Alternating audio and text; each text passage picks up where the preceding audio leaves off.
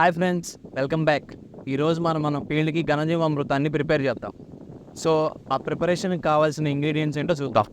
జీవామృతంలో 2 types ఉంటాయి. ఒకటి ఘనజీవామృతం, ఇంకోటి ద్రవజీవామృతం. ఘనజీవామృతం అంటే సాలిడ్, ద్రవజీవామృతం అంటే లిక్విడ్.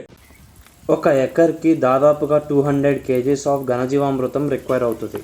సో మన ఫీల్డ్ రిక్వైర్మెంట్ని ఫుల్ఫిల్ చేయడానికి మనకి 15 kgలు దేశీ ఆవు పేడ, 7 లీటర్ల ఆవు పంచకం, శనగపిండి కేజీన్నర, శనగపిండే కాకుండా ఏ పప్పుల పిండి అయినా యూస్ చేసుకోవచ్చు, నల్ల బెల్లం కేజీన్నర, అండ్ లాస్ట్కి ఒక పిడికిడి పుట్టమట్టి. ఫస్ట్లీ మనం ఆవు పేడ ఇలా రెడీ చేసుకోవాలి. ఆవు పేడ ఎందుకంటే దీంట్లో billions of useful micro organisms ఉంటాయి. అందుకని మనం ఈ ప్రాసెస్లో ఆవు పేడ మాత్రమే యూస్ చేస్తాం. ఆవు పేడ ఫ్రెష్దే అవ్వాల్సిన అవసరం లేదు. 7 to 10 days బ్యాక్ది కూడా యూస్ చేసుకోవచ్చు.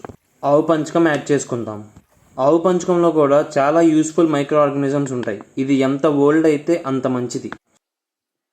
సో వీటిలో మైక్రో ఆర్గానిజమ్స్ ఉంటున్నాయి అంటున్నాం కదా. సో వీటికి ఫుడ్ ఏంటి అంటే మనం యాడ్ చేసే శనగపిండి. అండ్ నెక్స్ట్లీ నల్ల బెల్లం వల్ల యూజ్ ఏంటంటే వీటి పాపులేషన్ ఇంక్రీజ్ అవుతాకి ఈ నల్ల బెల్లం హెల్ప్ అవుతుంది. అండ్ ఫైనల్గా పుట్టమట్టి యాడ్ చేస్తాం. పుట్టమట్టి ఎందుకంటే దీంట్లో కెమికల్స్ లేని మట్టి ఉంటుంది. ప్రాపర్గా మిక్స్ అయ్యేంత వరకు మనం మిక్స్ చేస్తూ ఉండాలి. ఇలా మొత్తం పలుచుకోవాలి. 7 days తర్వాత నుంచి ఇది మనం యూస్ చేసుకోవచ్చు.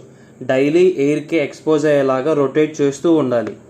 మీకు డౌట్ రావచ్చు, నార్మల్గా అందరూ ఉండలు చేయాలని చెప్తారు కదా అని. ఉండలుగా మనం ఎందుకు చేస్తామంటే స్టోర్ చేసుకోవడానికి. ఇప్పుడు మన ఫీల్డ్కి మనం స్టోర్ చేసుకునే అవసరం లేదు. ఇది రెడీ అవ్వగానే మనం అప్లై చేస్తాం కాబట్టి మనం ఉండలుగా స్టోర్ చేయట్లేదు. ఉండలుగా చేసుకుంటే 6 to 12 months వరకు మనం దీన్ని స్టోర్ చేసుకోవచ్చు. సో దీని ప్రిపరేషన్ ప్రాసెస్ ఇంతే.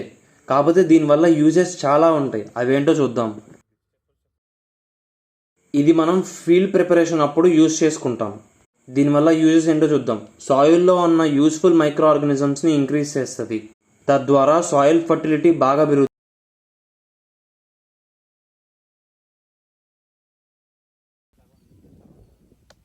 ఈ ప్రాసెస్లో మనం తీసుకోవాల్సిన ప్రికాషన్ ఏంటంటే ఇది డైరెక్ట్ సన్లైట్కి ఎక్స్పోజ్ అవ్వకుండా మనం ఎయిర్కి ఎక్స్పోజ్ అయ్యేలాగా డ్రై చేసుకోవాలి. ఇది ఘనజీవామృతాన్ని ప్రిపేర్ చేసే process. Thanks to Subhash Palekar sir. ఆయనే ఎన్నో సంవత్సరాలు రీసెర్చ్ చేసి వీటి మీద మనకి ఘనజీవామృతాన్ని, జీవామృతాన్ని, బీజామృతాన్ని ఇంట్రడ్యూస్ చేశారు. So thank you sir.